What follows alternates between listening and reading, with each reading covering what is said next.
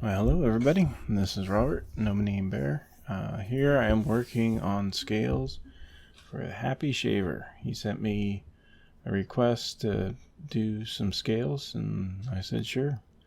So here, first off, he had sent me some material, but it was way too small and too short for it. So I had to order some horn from Griffith's Shave Goods, along with some hardware to be able to make this possible because I didn't have the stuff. So this is me marking it out. I had done a little sketch up from using the razor to get an idea of how large it needed to be and check the proportions and whatnot. So going through just cutting all the little bits of it out. I try to leave a little bit of room, leeway, but at the same time not waste too much material. What's the nice thing about these small blades is you're not taking off too much material. So there's not too much waste. And usually even the little bits I'm able to use on repairs and stuff like that on other horns. So it's pretty nice not having a huge amount of dust. There's a decent amount, but it doesn't fill the whole house. If you're using power tools and whatnot, it's a lot more messier. You waste a lot more material, and it's a lot easier to get hurt.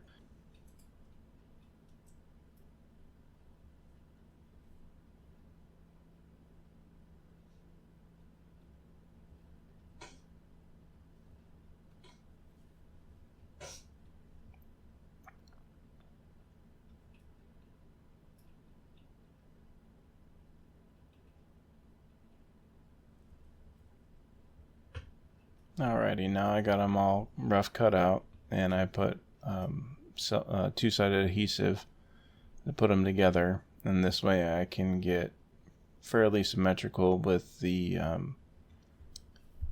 shape. And I'm just lining up the marking lines that I had put on there before, scratched on there, to make sure they're lined up.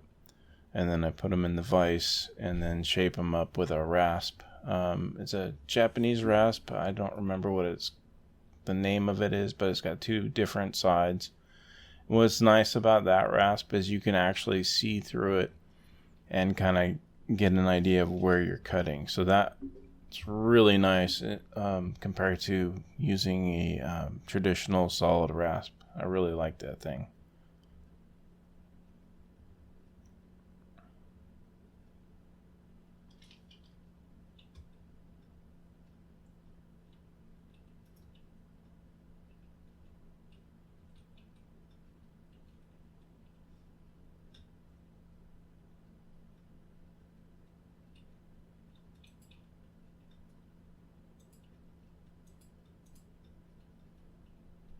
So now I use a shaped block that I use for a lot of things, actually.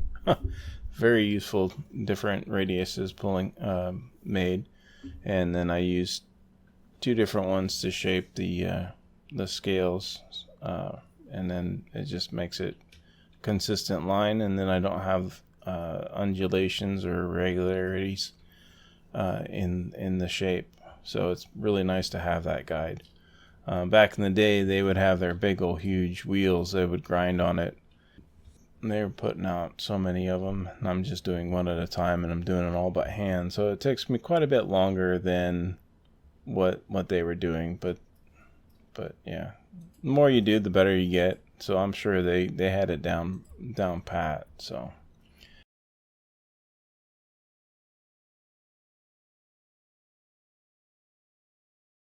Here I'm just getting an idea of where I want the pins to go. I kind of move around several times with this, but at least I want it centered. And so I use dividers to make sure that my marks are in the center of the thing. And then I reference where it sits in the pivot pin and how much tail I want on it and stuff. I end up moving this one anyways, but it's just a base mark to make sure I'm in the right area. and I go over it, like before I even drill the holes. I check and recheck several times to make sure that's in the right spot and that I'm not shortchanging myself or giving it too much room or whatnot. And then here I'm marking out where the wedge part of it will be, because I like doing the all-in-one. That's the way they used to do it with the, besides using the lead wedge, they would make all-in-one, the wedge built into it. And I think it's an elegant solution. Very, almost seamless. It's a little difficult to get the wedge part where it lines up even, but you know, with anything, you just keep doing it until you get it figured out. So I get the stop gap mark first and get that cut out, and then I do the dividers to get the right depth or width marked out, and I make sure I have enough room to do it, and then scratch a scribe all the way around so I have a reference to go up to. So once I start sanding away or removing the material, I can sneak up on that line and get it to where I need it.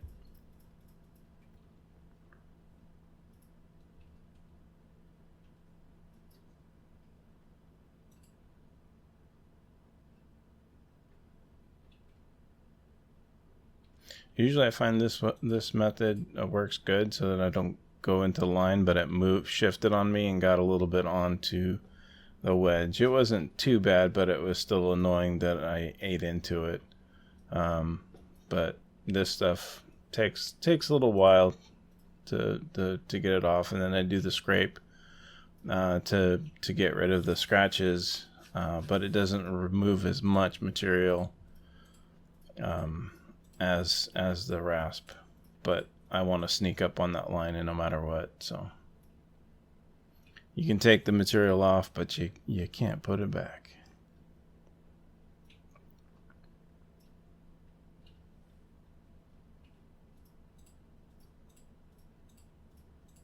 So I got the first one done, and then finally got the second one.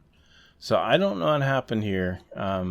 I had paused the video, and for some reason it decided it was going to show in vertical mode instead of horizontal like I had it before. And I've tried messing with it before, with trying to get it repositioned, and I couldn't figure it out properly.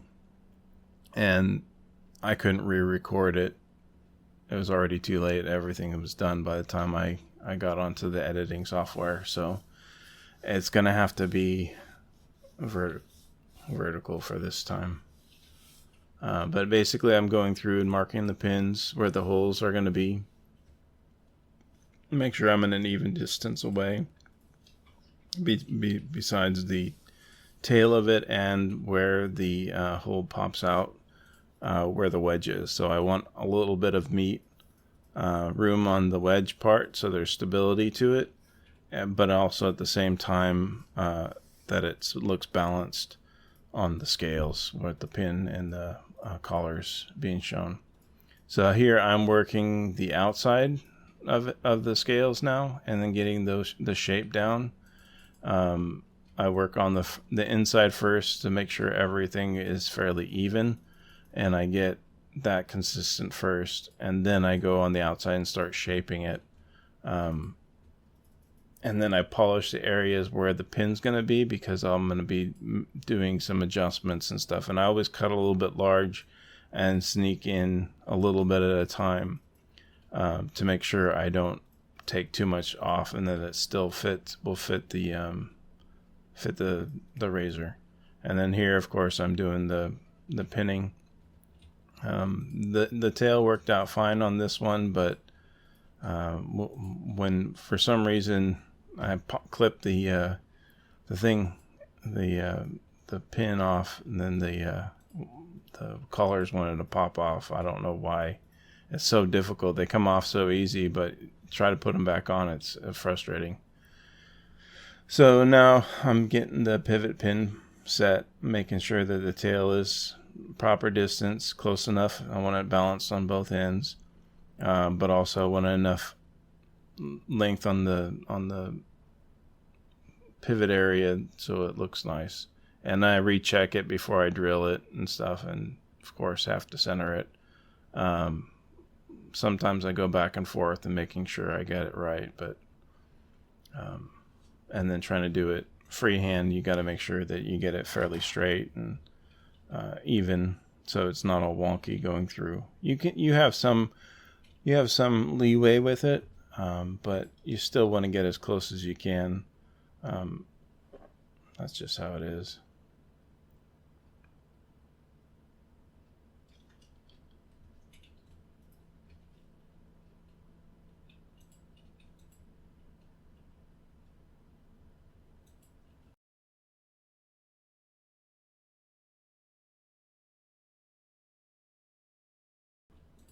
So I like to polish up the parts that are gonna have the colors there, because you can't. It's hard to polish underneath it after you put it together, because I haven't quite fully refined. It's mostly refined, but I still do have to do some tuning up after I get it together with the polishing and whatnot. So, and the purpose of using the plate is I like to get the shape of the pin ready, so you don't have too much work to do with peening. It kind of already has a dome on it and all that whatnot, so it makes it easier, less work. Plus, it puts a burr on the outside, so it kind of holds the collar on there, so I don't have to worry about that part falling off. Unfortunately, with this one, I cut it a little bit small and I had to redo it, but second time worked out fine. I had plenty enough room, but yeah, that was a little frustrating, cutting it too close. So this is all put together. As you can see, it's fairly rough. So the next part, I'm going in to be polishing it up and refining it so it looks clean. I got it centered and all that whatnot. So this isn't quite the final polish, but it's getting majority of it done, and then I go back and do some hand polishing after this.